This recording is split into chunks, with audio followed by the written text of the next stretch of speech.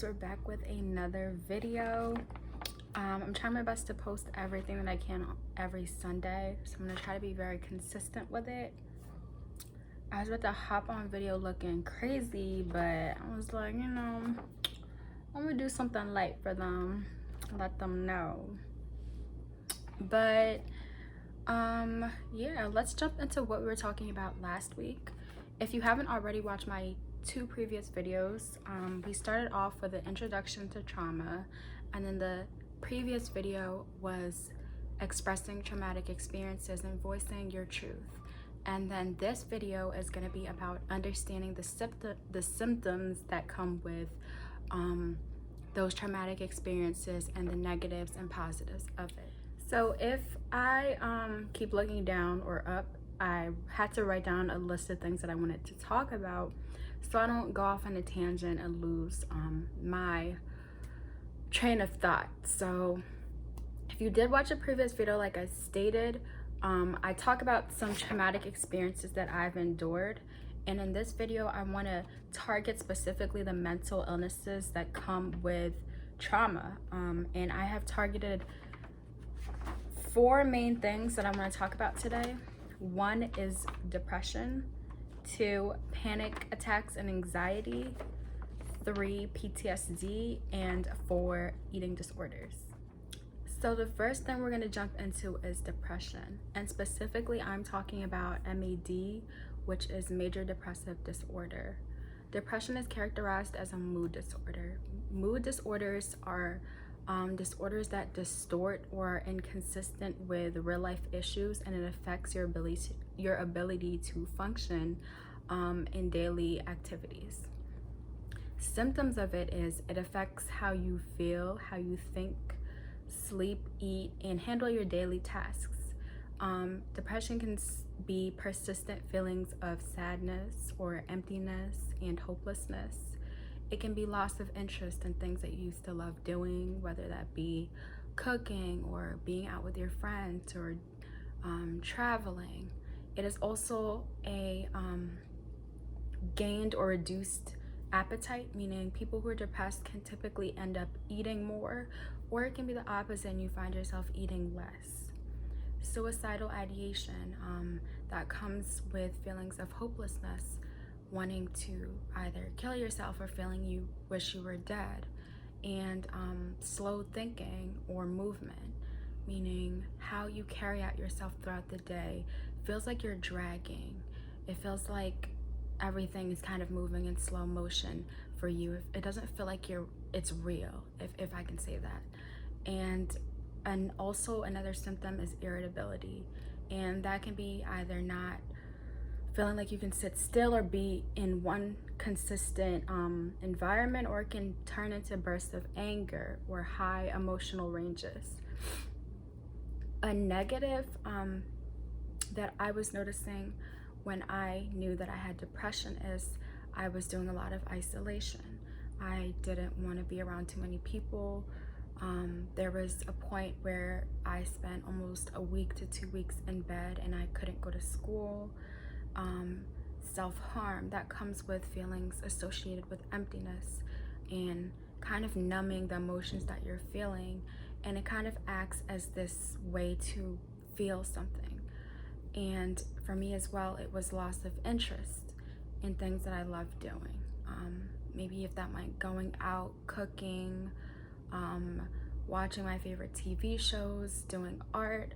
I just felt that I couldn't get up and get out of bed and do what I needed to do.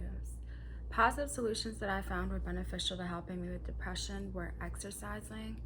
Exercising is a great release because the act of exercising releases endorphins, which reduce the perception of pain in your body, and they cause positive feelings similar to being on morphine.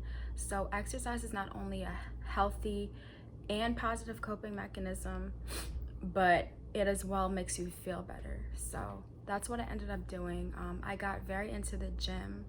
I started getting my health on track, and I started consistently training, and that's something that I believe made me sane. Like, going to the gym provides a balance for me, and it gives me some form of sanity when I am maybe going under a depressive episode. In addition to that, I'm a creative. If you don't know me, I'm an artist. I love to draw, paint, sculpt, anything I can get my hands on that I feel like I can create something. So using art as a visual expression to really voice what I felt like I couldn't speak. So instead of bottling up my emotions, I put it onto a canvas. Positive affirmation journaling.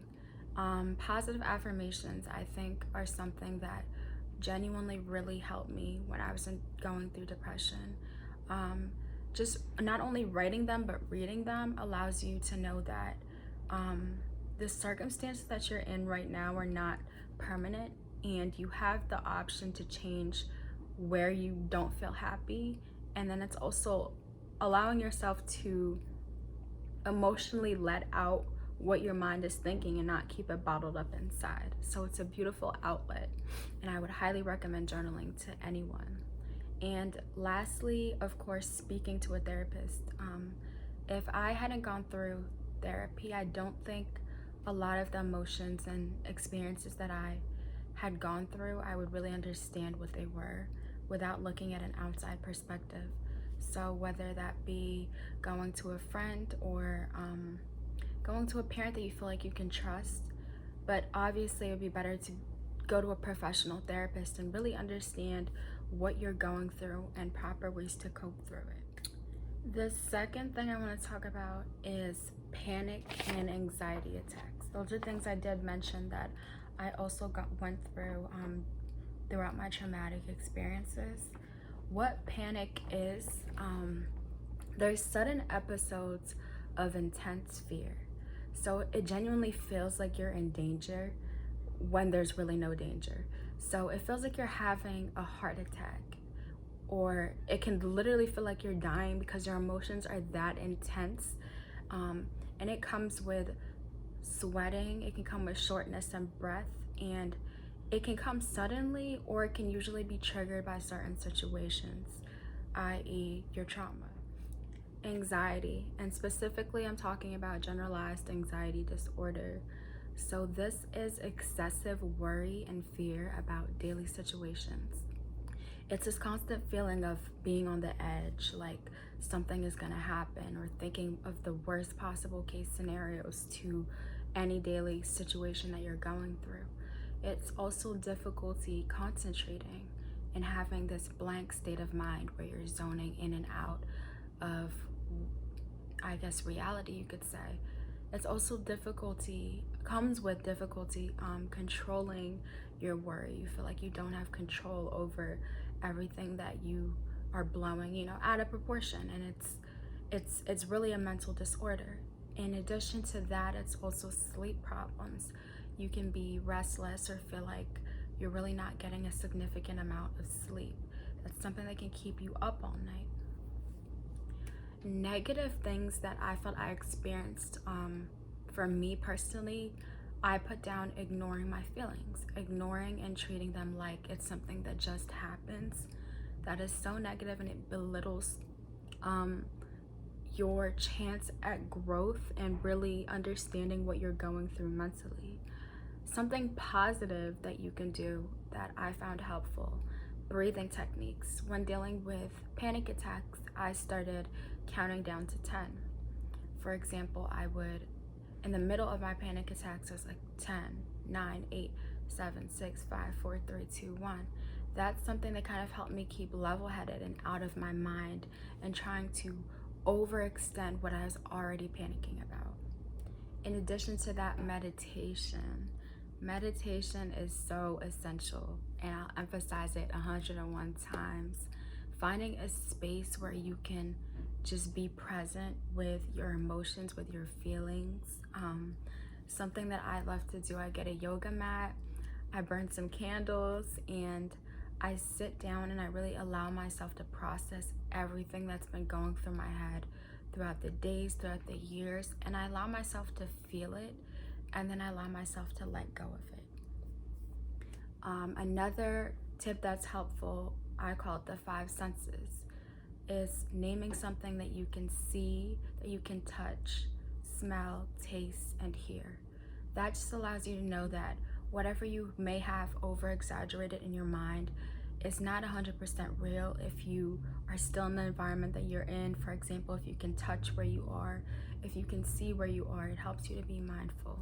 And the last one is mindfulness. And this is the idea of being present in your day-to-day life and being where you need to be here and now, not allowing yourself and your mind to wander off into the future or the past or things that are without or not within your control. PTSD. PTSD is considered a trauma and stressor disorder. So what it is a previous memory of a past traumatic experience, whether that be, for example, war or assault or a car accident, that presents itself with reoccurring thoughts of that experience. So in other words, constantly thinking about a past traumatic experience. And PTSD is a mental and a physical problem. What symptoms of it are having nightmares, having flashbacks, and intrusive thoughts of that traumatic experience. In addition to that, it can be avoidance of the environment that reminds you of that trauma that you went through and completely trying to stay away from it. And then another one is being on guard. Someone who's on guard is constantly either startled or frightened by either the smallest sound or the smallest thing that reminds them of that experience that they've went through. So this is a combination of physical, emotional, and psychological disorders. A negative I wrote for PTSD would be flashbacks, intrusive thoughts, irritability, and then I wrote also how you cope, meaning it is different for different people depending on how intense your trauma was and how it affected you personally. So PTSD is not something that I would say every single person will experience the same symptoms. They're definitely going to vary. And lastly, I wrote emotionally numb. And that is maybe creating this idea that whatever you went through, you shouldn't be able to feel it and you're not allowed to feel it. So you numb everything that you've gone through and kind of treat it as just something that happened in the past, which is not healthy. The two major positive coping mechanisms for PTSD is therapy, really talking to somebody about what you're going through and not living with it, and support groups as well. Having people that have gone through similar experiences, whether people who have gone through an accident or are veterans who have gone through war, and speaking to them about their experiences and knowing that you're not alone, and there are other people that feel the same way that you do. And then lastly, speaking your truth, which is the second point I made in an introduction to trauma, is allowing yourself to voice what you've gone through. So it's better to take it out than hold it in. Lastly, I want to talk about eating disorders. I didn't talk too much about it in my previous video, but it is an honorable mention that I want to add in there, specifically anorexia and the different types of it. Anorexia is considered when people want to restrict calories, and it's an intense fear of gaining weight or becoming fat, and it's also a distorted view on yourself and your body. It has two types. We have binging and purging, and then restricting. The first type, which would be restricting, is similar to dieting, fasting, or engaging in excessive exercise, while binging and purging is getting rid of those calories, whether that be throwing it up or laxing it out. Binge eating are usually episodes. The episodes range from about one time a week for the past 3 months. So if you've binged at least once every week for the past 3 months, then we would categorize you as a person who has a binge eating disorder. And this usually comes with fast eating, feeling like you can't control what you eat. And it's when you're eating, you're in distress. So it's not that you're happy to eat all this food. It's kind of like you're using that food to fill in something that you feel is empty or missing. People who typically binge eat are more prone to having bulimia, which is really reoccurring episodes of binge eating. And it's also having that feeling that you can't control what you're doing in those episodes of you purging or laxing out your food or whatever you choose to eat. And it's also comes with behaviors that are associated with preventing weight gain, whether that be excessive exercising or fasting. Those all categorized as bulimia. Now, I didn't put any negative habits because I felt like the symptoms really were self-explanatory. So we're gonna just move on to the positives of coping with eating disorders.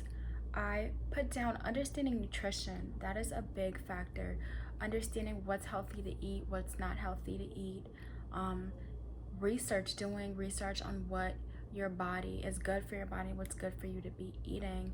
And also speaking to a doctor, a nutritionist, or a dietitian about what you're going through and having them come up with positive solutions for you and a positive diet plan that works in your favor. And one thing I really want to mention is restriction. Restricting your food or restricting yourself from eating foods that you genuinely like to eat is a contributor, from what I've experienced, to unhealthy eating patterns. For example, if I really love junk food once in a while, let's say I love pizza, and altogether I tell myself you can't eat pizza ever again. You're instilling this fear to eat this food that you like to eat, but then it also makes you feel very terrible. Let's say if you were to slip up and eat pizza one day, it makes you feel very guilty and unhappy with the idea of you eating that food.